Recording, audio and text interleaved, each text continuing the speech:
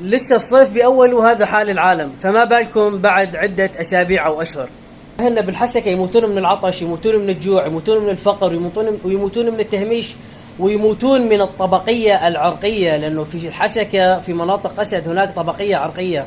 إذا كنت من الطبقة المخملية الحاكمة القسدية فأنت مرحب بك وكل الأبواب مفتوحة لك، أما إذا كنت من الطبقة وخاصة العربية فأنت مسحوق قولا واحدا. أهالينا بالحسكة وبريف دير الزور المنطقة الشرقية بالتحديد وبالرقة مهمشين، والآن مهمشين. أهلنا يستغيثون لك بالحسكة، ماء ما عندهم، ربما بدير الزور والرقة وضعهم أفضل شوي، في عندهم نهر الفرات، لكن بالحسكة نهر دجلة وبعيد، قريب من القامشي لكن بعيد عن الحسكة.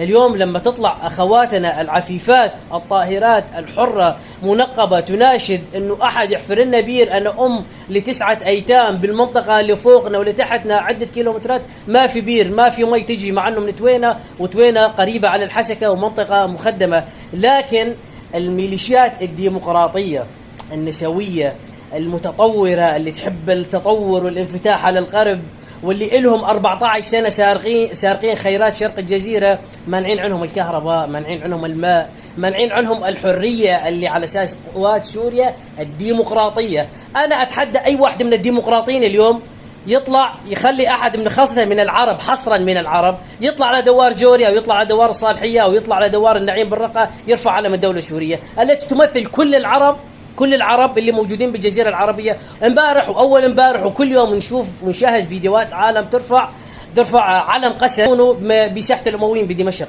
ما حد تعرض لهم ولا حد سمعهم كلمة، ويروحوا ويشغلوا أغانيهم وكلكم نادوا قسد وحدها تحمل بلد. روحوا افتحوا الحنفيات للعالم خلوا تشرب مي. لكم 14 سنة مثلا لما العالم بدأ تقول والله تمام نحن بدنا مع قسد، بدي أنا أقف معكم، بدي أقف مع قسد خيوم ونطالب، حتى مو بلا مركزية، بدي أطالب بتقسيم.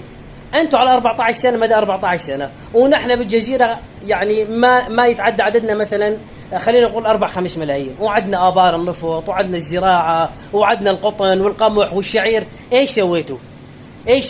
شوفوني إنجاز واحد من الإنجازات اللي سويتوها على مدى 14 سنة حتى أتشجع وأقف وأحط إيدي بإيدكم، أطالب بانفصال وأطالب إني أكون بدولة روجافا على روجافا والشركاني وما أعرف إيش.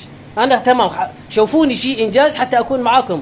أما إنه لما تخرج واحدة من مناطق الساحل تقوم القيامة عليها، تكون طبعا رايحة مع حبيبها بقلم نشرح وكلياتكم تعرفوا هاي الأمور. واليوم حتى صاير يطالعوا لي قصص إنه اليوم الوحدة تكون مخطوفة، هي تكون بدورة، تعمل دورة عند قسد حتى تكون خلايا نائمة بالساحل.